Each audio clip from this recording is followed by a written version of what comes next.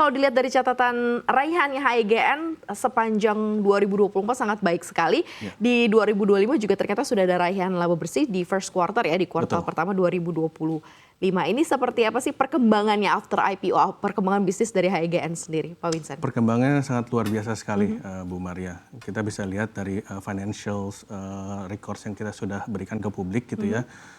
Dari segi bisnis higienitas, pendapatan kami bertumbuh dari 2023 ke 2024 sebesar 11%, dari dua lini bisnis lainnya sekitar 60%, itu memberikan memberikan kepada publik angka yang sangat fantastis sekali, dan itu mencerminkan bahwa company kami memang benar-benar telah berhasil untuk berekspansi ke semua kota-kota second dan third tier sesuai yang kita sampaikan tahun lalu ketika kita IPO, dan benar-benar mempenetrasikan pasar-pasar yang ada di semua lini bisnis.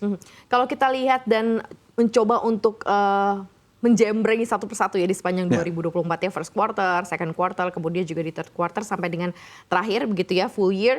Ini ternyata ada peningkatan pendapatan, tapi ada margin laba bersih yang agak turun nih kuartal 3 2024. Nah, ini dalam dinamika keuangan sendiri atau dinamika dari sisi up and down laba bersih sendiri nih, apa sebenarnya yang bisa menjadi kontributor utama penyebab penurunan ini, Pak Vincent?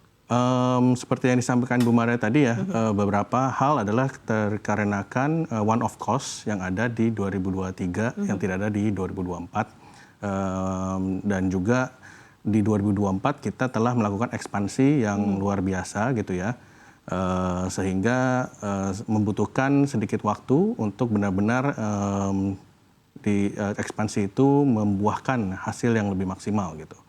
Jadi selain yang tadi ada one off cost dan one off income yang ada di tahun 2024, kami memang dengan agresivitas untuk mempenetrasi pasar itu membutuhkan sedikit waktu untuk memaksimalkan productivity yang ada di cabang-cabang yang baru gitu. Oke, baik. Berarti sudah total berapa cabang dibuka after IPO, Pak Vincent? Kita ada 24 cabang dan mungkin tahun ini sekitar 27. Oke, tahun ini sekitar 27 ya. Berarti ada penambahan sekitar sekarang 24 ke 27, berarti sekitar penambahan 3 cabang lagi tambahannya.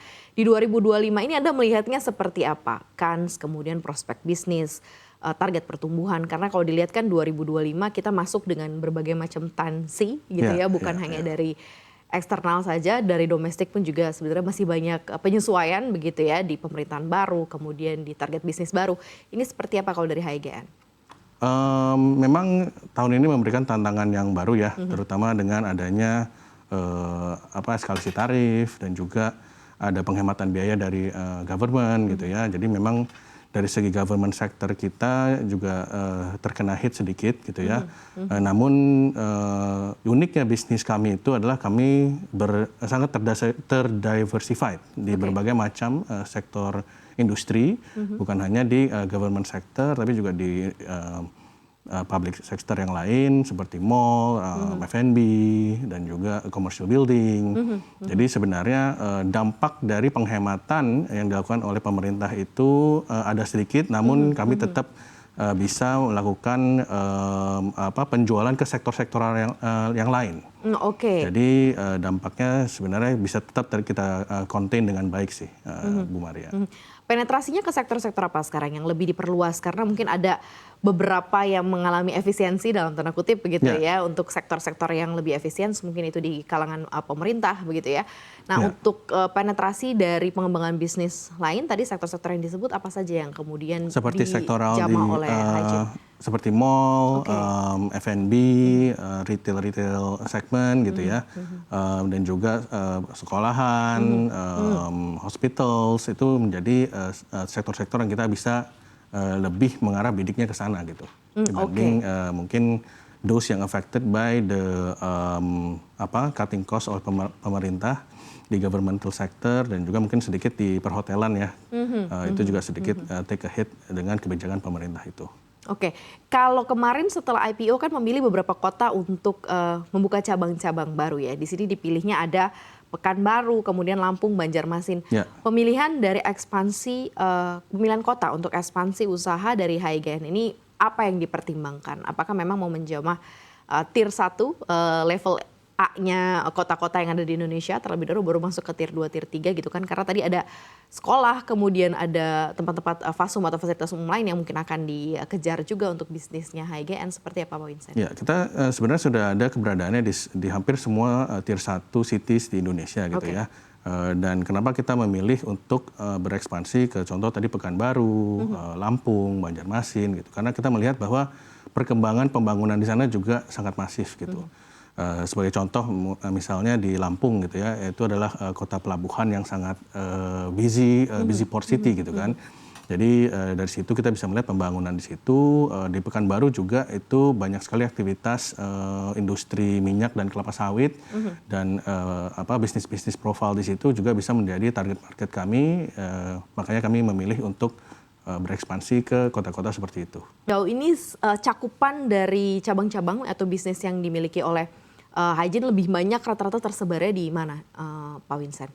Masih mendominasi di Pulau Jawa. Pulau Jawa, walaupun kita sudah widely spread juga di Sumatera dan juga di Sulawesi, Kalimantan. Kita ada representatif atau kantor cabang operasionalnya di situ juga untuk bisa menjangkau market yang lebih luas lagi.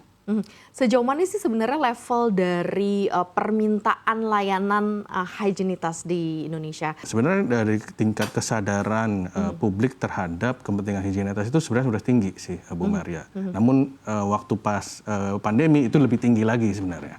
Jadi orang makin aware tentang kepentingan mencuci tangan gitu. Sehingga kami secara tidak langsung sebenarnya terbantukan dengan adanya pandemi itu. Namun di sekarang kita bisa melihat bahwa habit konsumen itu agak sedikit berbeda. Mereka menginginkan sesuatu yang touchless, makanya dari itu kita selalu try to mengembangkan produk-produk atau develop produk yang diinginkan oleh mereka. Seperti contohnya kita mempunyai automatic sanitary bin yang memakai sensor gitu ya, dan kita juga mempunyai automatic hand soap dispenser. Jadi model-model unit inilah yang sekarang lagi banyak diminati oleh konsumen kami.